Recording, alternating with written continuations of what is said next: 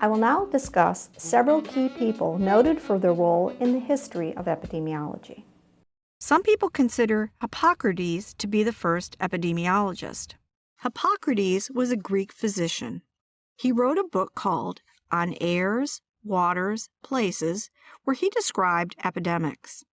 Hippocrates thought about environmental and behavioral issues that might be associated with disease. He focused on rational explanations for disease rather than supernatural explanations, which were the norm during his time. For example, malaria was even known about in ancient times.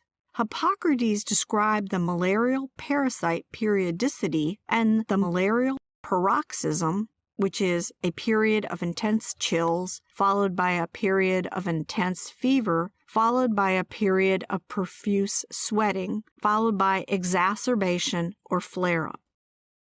Hippocrates was in favor of swamp drainage to prevent miasma, or bad night air, as he observed its link with yellow fever and malaria in people living near these swamps. Italian physician Girolamo Fracastoro was another contributor to the field of epidemiology. Fracastoro showed several ways that transmission of infections can occur: by direct contact, by air, and via contaminated clothing. In 1546, Fracastoro presented his writing on contagion and contagious diseases and proposed that diseases were each caused by a rapidly multiplying seed. He proposed that the seeds were transmitted by direct contact, air, or contaminated garments. After Fracastoro, John Graunt contributed to epidemiology as one of the first demographers. Demography is the statistical study of human populations. Graunt calculated survivorship on a chart, and he presented population and mortality statistics in London during the time of the plague. The statistical and census methods that he developed and used became the basis for modern demography. John Graunt did an analysis of the vital statistics of people living in London. He published his analyses in Natural and Political Observations made upon the Bills of Mortality in 1662.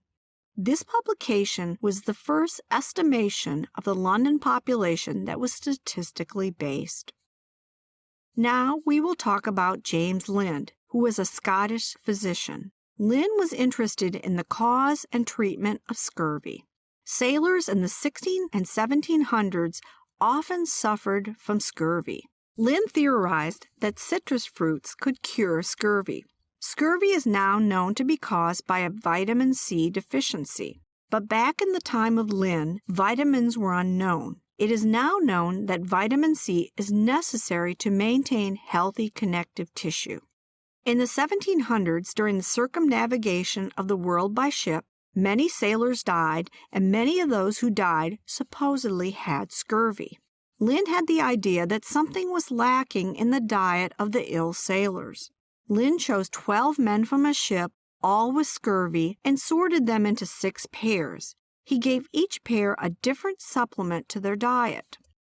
All of the sailors received the same basic diet, but one group received a quart of cider daily, Group 2 received 25 drops of elixir of vitriol, or sulfuric acid. Group 3 received 6 spoonfuls of vinegar. Group 4 received half a pint of seawater. Group 5 received 2 oranges and 1 lemon. And the last group received a spicy paste. Group 5 could no longer be treated after 6 days when they no longer had any fruit. However, one sailor in this group was already able to work, while the other sailor had almost progressed to the point that he, too, could soon return to his post.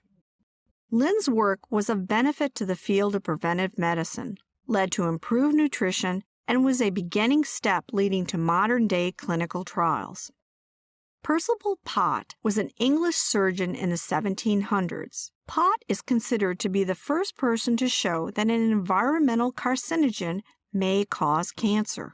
Pott noticed that London men working as chimney sweeps had more scrotal skin sores than would be expected. He noticed coal soot in the sores of the men he examined and concluded that there was an association between men routinely exposed to soot and scrotal cancer.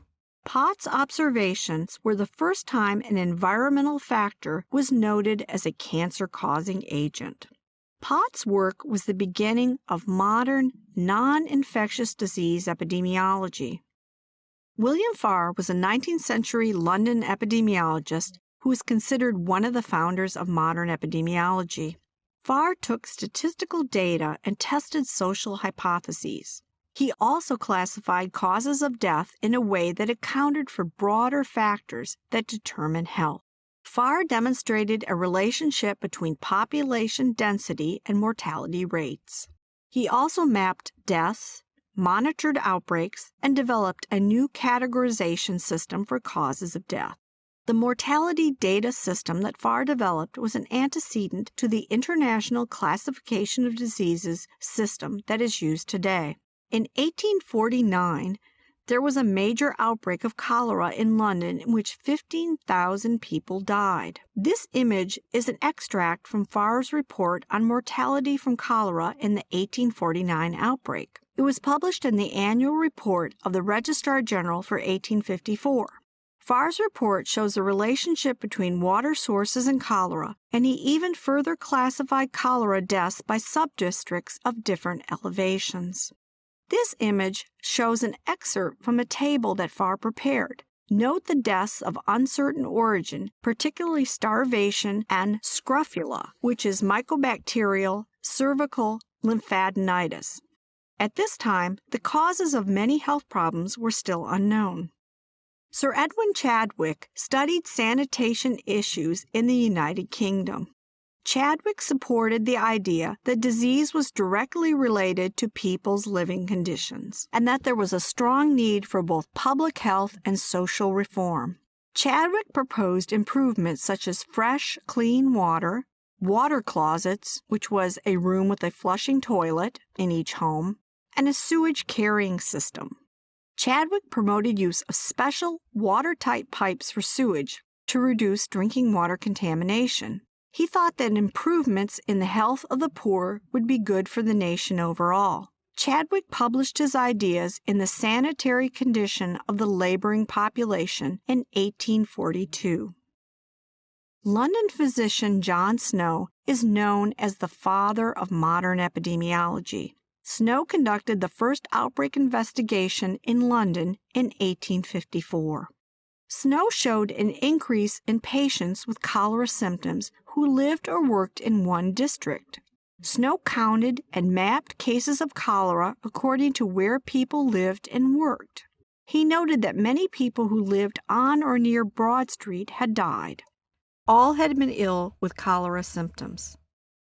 Snow is likely the first person who geographically counted and mapped cases of a disease. He compared cholera in different parts of London and came to the conclusion that people who used the Broad Street water pump had much higher rates of illness when compared to people from other areas of London. Snow's research showed that contaminated water had spread cholera. Snow's work is often considered the beginning of epidemiology, the study of health outcomes in populations. This figure shows a map of cholera in London prepared by John Snow. By the end of the outbreak, more than 600 people had died from cholera, and all were exposed to water from the Broad Street pump. This image shows the Broad Street pump. Removing the pump handle was a control measure that further confirmed John Snow's hypotheses, as the number of new cholera cases dropped. John Snow's memory continues to live on today through the John Snow Society. The John Snow Society aims to promote the life and works of Dr. John Snow, the pioneer of the epidemiologic method. The John Snow Society encourages members to celebrate the memory of John Snow by visiting the John Snow Pub, which is located on the site of the original pump. This concludes our lecture on the history of epidemiology. In the next lecture, you'll learn about the definitions of epidemiology and how epidemiology fits into public health.